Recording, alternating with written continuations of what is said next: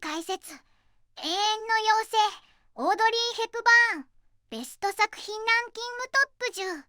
皆さん、こんにちは。ねえマリサ、今日はどんなお話をしてくれるの？なんだかワクワクするわ。よレイム、みんなもこんにちはだぜ。今日はな、世界中を魅了し続ける永遠の妖精、オードリー・ヘプバーンの輝かしい映画の世界へご案内するぜ。彼女の魅力は、ただ美しいだけじゃない。その気品、知性、そして何より私たちを幸せにする屈託のない笑顔。彼女の映画は今も多くの人に愛され、語り継がれているんだぜ。わあ、オードリー・ヘプバーン。なんだか聞いているだけでドキドキしちゃうわ。一体どんな素敵な作品があるのかしら？もう待ちきれないわ。はは。レイムもすっかり興味津々だな。今回はそんなオードリーの代表作を、私たち独自の視点も少しだけ加えつつ、記憶に残る名作ばかりをベスト10形式で紹介していくぜ。どの作品も必見だから、最後までしっかりついてきてくれよな。第10位。いつも二人で1967年。マリサ、いよいよランキングの発表だね。第10位はどんな作品なんだろう？私、すごくワクワクしてきたよ。ああ、レイム。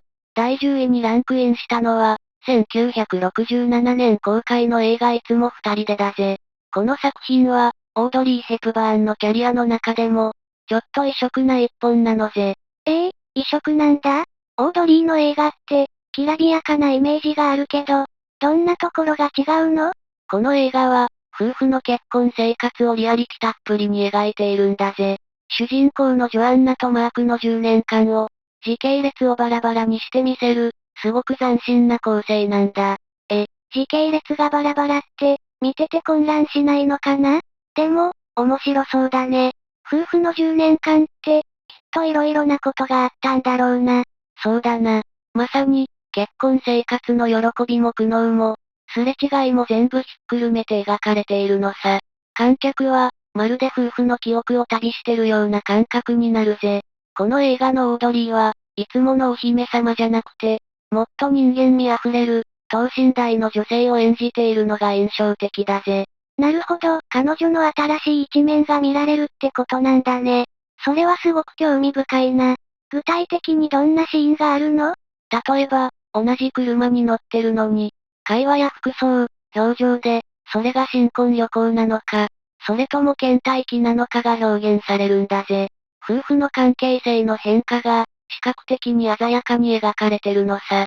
これが、この作品の最大の魅力の一つなのぜ。うわぁ、それはすごく芸術的だね。同じ場所でも、時間によって夫婦の関係性が違うって、すごく深みがあるなぁ。まるで人生そのものみたいだね。その通りだぜ。この映画は、結婚とは何か、愛とは何かという深い問いを投げかけてくる。甘いだけじゃない、リアルな夫婦の姿を描いたことで、公開当時も多くの反響を呼んだ作品なのぜ。オードリーの演技も、より深みと成熟味を増していて、彼女の女優としての幅広さを示した一本だと言えるぜ。そうなんだ。甘いだけのラブストーリーじゃなくて、ちゃんと人生の複雑さも描かれているんだね。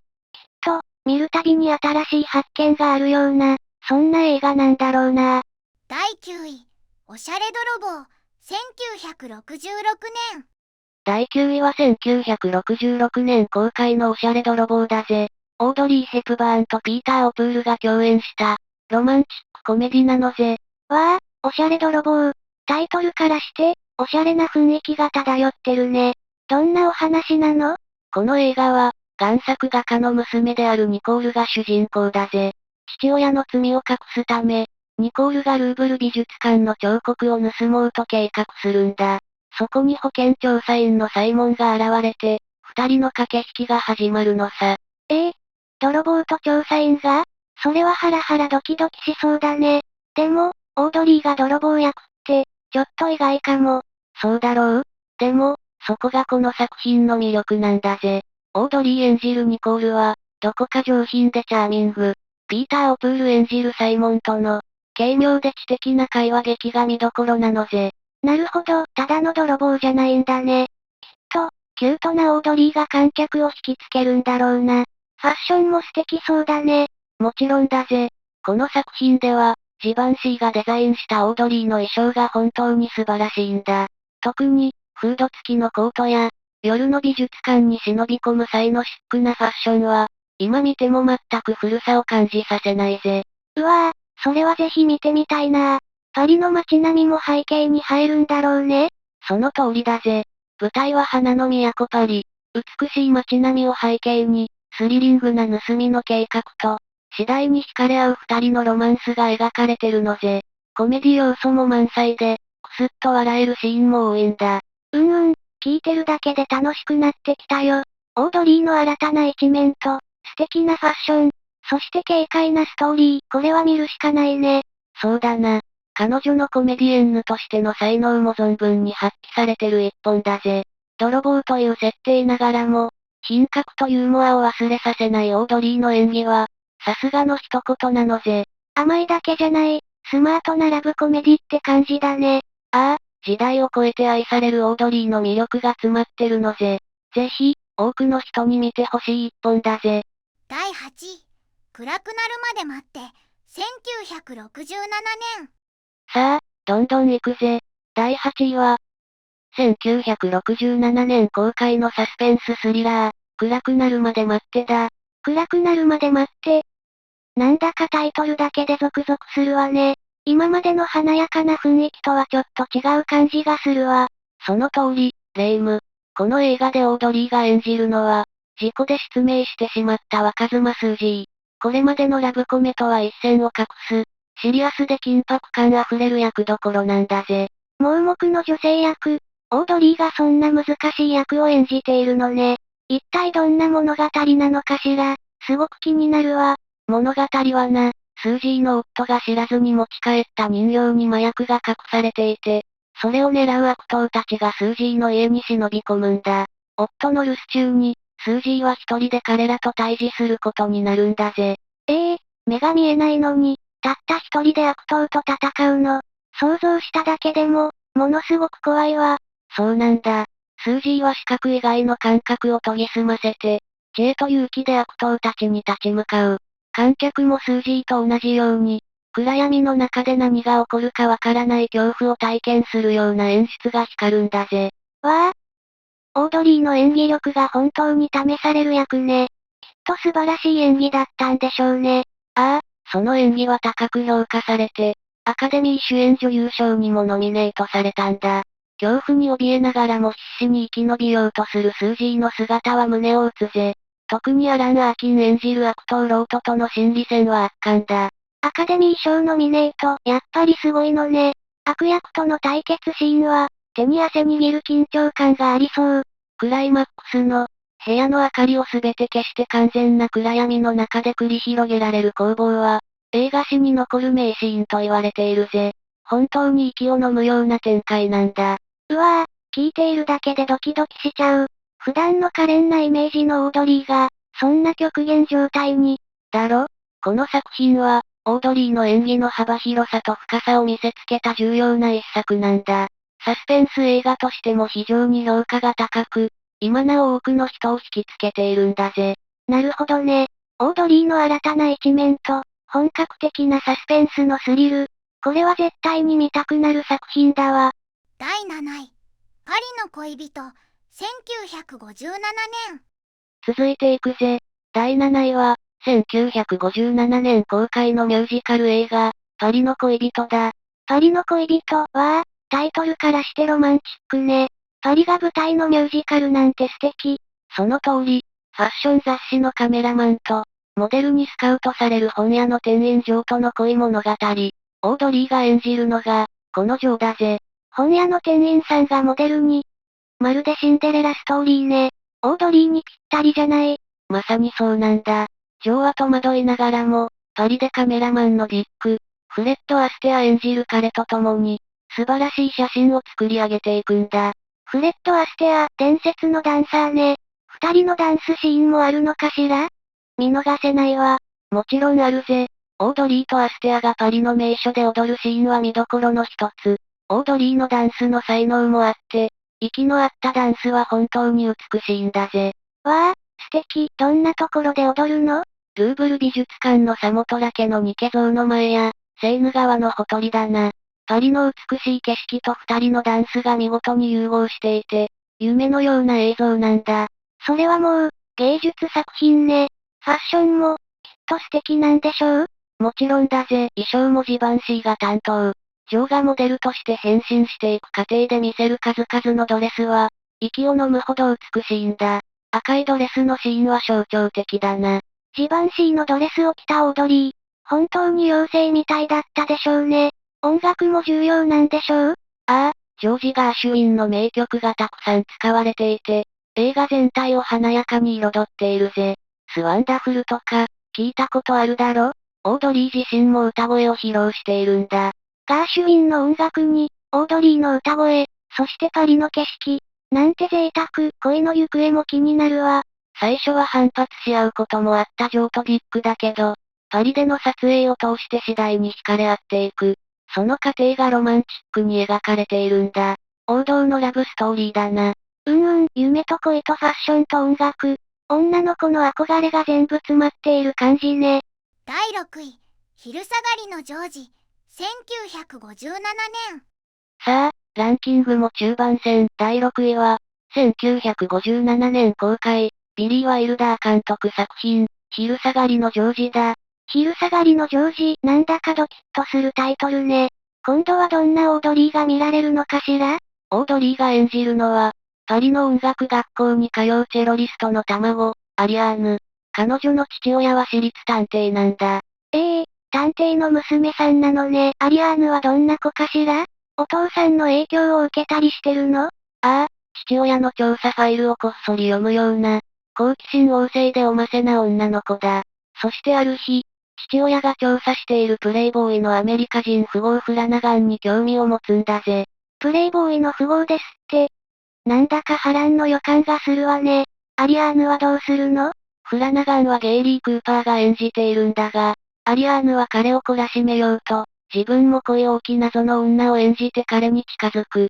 でも、本当に彼に惹かれていってしまうロマンチックコメディなんだ。わあ、面白そう。大人の男性を手玉に取ろうとするなんて、オードリーが演じるには意外な役ね。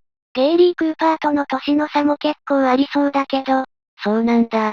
実際二人は28歳も年が離れてるんだけど、そこがまた面白いところ。最初はアリアーヌの嘘に翻弄されるフラナガンだが、次第に彼女の純粋さに気づき、惹かれていくんだぜ。なるほど。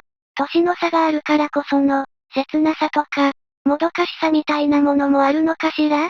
その通り、ビリー・ワイルダー監督らしい、洒落た会話とユーモアの中に、ほろ苦さや切なさも感じられるのが魅力だな。オードリーのコケティッシュな魅力も全開で、表情が本当にキュートなんだ。ワイルダー監督作品なら、会話劇もきっと面白そうね。パリの雰囲気も楽しめるの？ああ、パリのホテルやアパルトマンを舞台に、洗練された雰囲気で物語が展開する。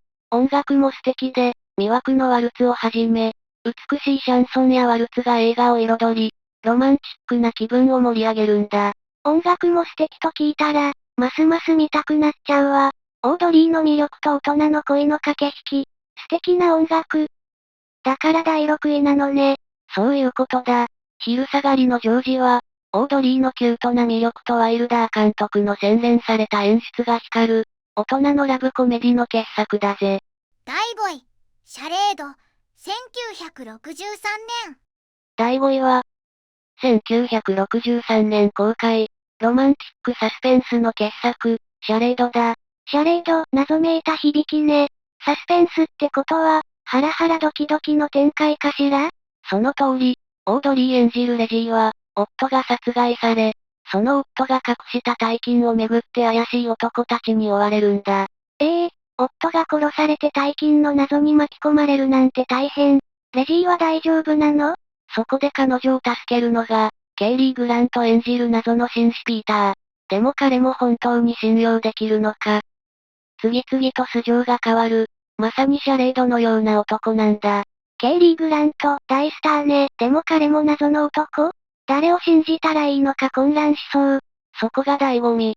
誰が敵で味方なのか、最後までわからないスリリングな展開だ。監督は雨に歌えばのスタンリー同年。洒落た演出も光るぜ。雨に歌えばの監督。期待しちゃうわ。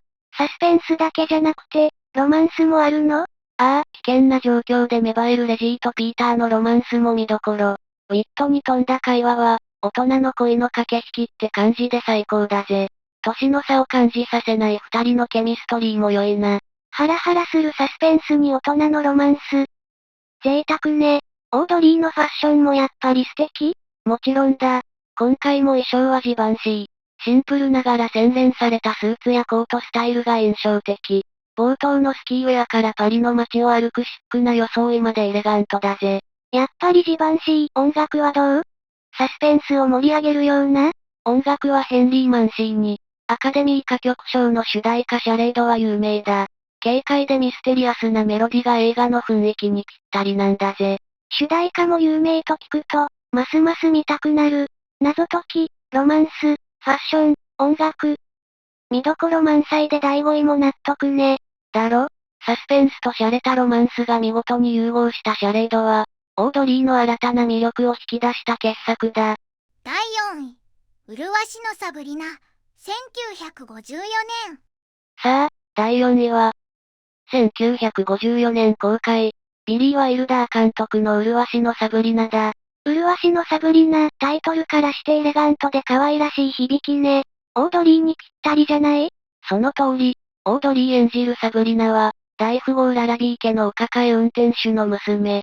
ララビー家の次男デイビッドに片思い中だ。運転手の娘が御曹司に恋、シンデレラストーリーみたい。でもプレイボーイ相手じゃ大変そう。ああ、サブリナはパリの料理学校へ留学し2年後、洗練されたレディに変身して帰国。するとデイビッドがサブリナに夢中に。パリで素敵な女性に変身、夢のようね。でも、それでハッピーエンドとはいかないの？そう簡単にはいかない。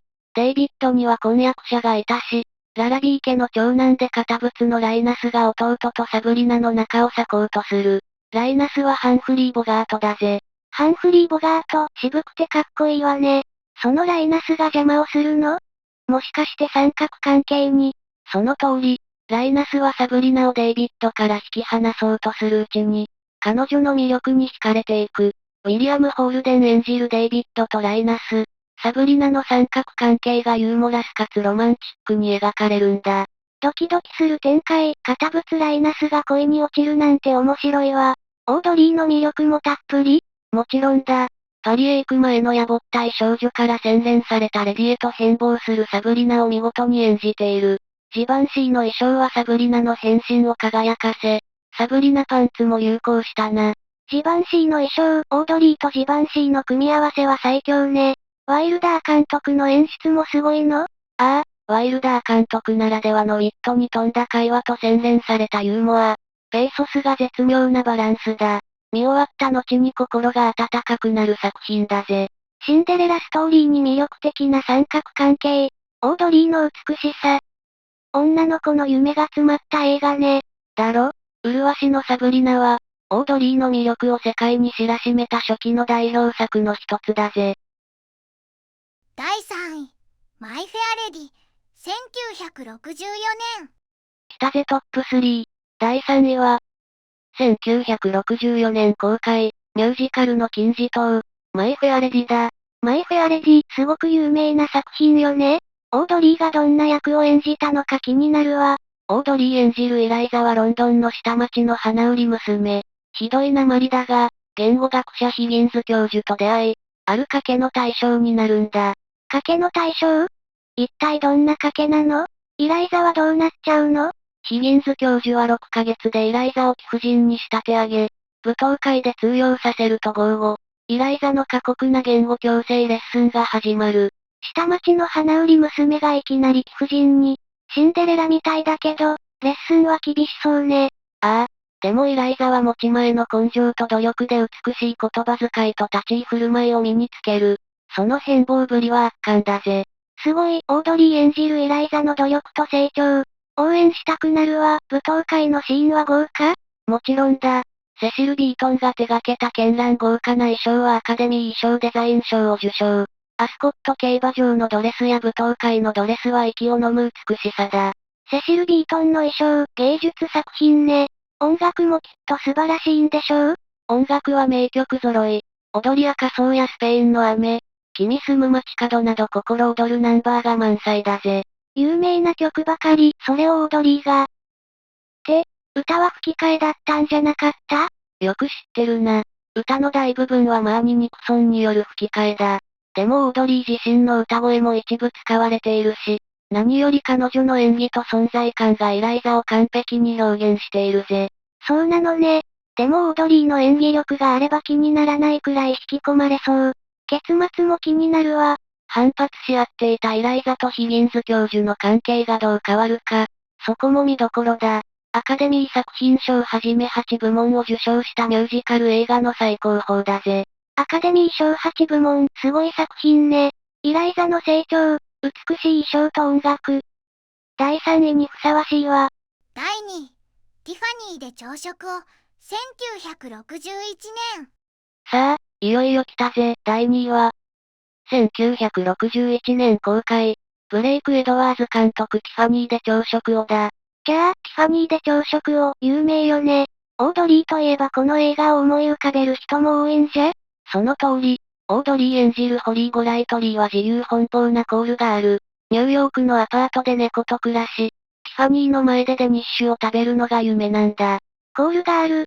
意外な役ね。でもティファニーの前で朝食なんておしゃれで憧れるわ。ホリーはどんな女性？ホリーはつかみどころがなくミステリアス。過去を隠しパーティーに明け暮れ玉の腰を狙う。でもどこか寂しげで本当の愛や居場所を求めているようにも見えるんだ。切ないわね。そんなホリーの前に現れるのがジョージ・ペパード演じる作家ポール。彼との出会いがホリーを変えるの？まさに、ポールはホリーの隣に越し次第に心を通わせる。ホリーの破天荒さに振り回されながらも、ポールは彼女の純粋さや脆さに気づき惹かれていくんだぜ。素敵ね。二人の恋の行方も気になるけど、やっぱりこの映画はオードリーのファッションが最高でしょ？ああ、ジバンシーの衣装は今も愛されている。冒頭のブラックドレスにサングラス、大きな帽子、パールのネックレス。ファッションアイコンとして不動の地位を築いたな。本当に素敵。あのブラックドレス姿は永遠の憧れ。音楽も印象的だった気がするけど、ヘンリー・マンシーに作曲、オードリーが歌った主題歌ムーンリバーはアカデミー歌曲賞受賞の名曲だ。切なくも美しいメロディが映画をロマンチックにするんだぜ。ムーンリバー、あの曲を聴くと胸がキュンとなる。ファッション、音楽、オードリーの魅力が詰まっている作品なのね。それだけじゃない。ホリーの複雑な魅力、都会の片隅で芽生える愛の物語が多くの人の心をつかむ。オードリーの代表作であり映画史に残る傑作だからこその第2位だ。第1位、ローマの休日、1953年。長かったランキングも、ついにこの時が来たぜ。数々の名作を抑えて、オードリー・ヘプバーンベスト作品ランキング、栄光の第1位に輝いたのは、1953年公開、ウィリアム・ワイラー監督不朽の名作、ローマの休日だ。ついに第1位ね、ローマの休日。やっぱりこの作品が来たわね。オードリーを一躍スターダムに押し上げた、伝説の映画じゃない。その通りだぜ、レイム。この映画でオードリーが演じるのは、亡国の王女アン。親善旅行で訪れたローマで、過密なスケジュールと窮屈な生活に嫌気がさし、こっそり大使館を抜け出すんだ。王女様が抜け出すなんて、ハラハラする展開ね。ローマの街で一人ぼっちになったアン王女は、どうなっちゃうのかしら？そこで偶然出会うのが、グレゴリー・ペック演じるアメリカ人新聞記者ジョー・ブラッドレイだ。最初は彼女が王女だとは気づかずに助けるんだが、やがて正体を知り、特ダネにしようと画策するんだぜ。特ダネのためだったの？でも、きっとアン王女の純粋さに触れて、気持ちが変わっていくのよね？そうでしょう？お見通しだな、レイム。ジョーはアン王女にローマの街を案内するうちに、いつしか彼女に惹かれていく。身分違いの二人が、たった一日だけ自由を満喫する姿が、本当にロマンチックなんだ。ローマの街を二人で巡るなんて、素敵すぎるわ。有名な真実の口のシーンもこの映画だったわよね。ああ、あのシーンはあまりにも有名だな。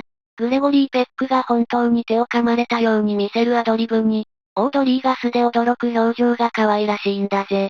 他にもスペイン広場やコロッセオなど、ローマの名所がたくさん登場するのも見どころだ。本当に夢のような一日ね。オードリーのファッションも、王女様のドレスから、髪を切って活動的になった私服まで、全部可愛かった記憶があるわ。そうだな。清楚なブラウスにフレアスカート、軽快なサンダルといったスタイルは、ヘップバーンカットと共に大流行した。そして何より、この作品でオードリーはアカデミー主演女優賞を受賞。まさに彼女の代表作であり、映画史に残るシンデレラストーリーなんだぜ。アカデミー主演女優賞、やっぱり、アン王女の気品と、自由を夢見る少女のキュートさが同居していて、本当に魅力的だったもの。切ない結末も、また余韻を残すのよね。ああ。たった一日の恋だけど、永遠に心に残る、美しくも切ない物語だ。ローマの休日がオードリー・ヘプバーンの最高傑作であることに、異論を挟む者はいないだろうな。総評、まとめ。というわけで、オードリー・ヘプバーンベスト作品ランキング、いかがだったかな？本当に色褪せない名作ばかりだったぜ。本当に素晴らしかったわ。王女様からコールがある、花売り娘まで、どんな役でも見事に演じきって、私たちを魅了してくれたわね。ああ、彼女の魅力は、その美貌やファッションセンスだけじゃない。困難に立ち向かう強さ、純粋さ、そして何よりも人間愛に溢れていたからこそ、今もこうして語り継がれるんだろうな。時代を超えて愛され続ける永遠の妖精。それがオードリー・ヘプバーンなのね。今回のランキングで、その輝きを再確認できたわ。まさにその通りだぜ。彼女が銀幕に残した足跡は、これからもきっと多くの人に夢と感動を与え続けるだろうな。最後までご視聴いただきありがとうございました。これからも役立つ情報をお届けいたしますので、チャンネル登録と高評価をよろしくお願いします。コメント欄でご意見や質問もお待ちしています。それではまた次回お会いしましょう。バイバイ。今日も一日良い日で、またね。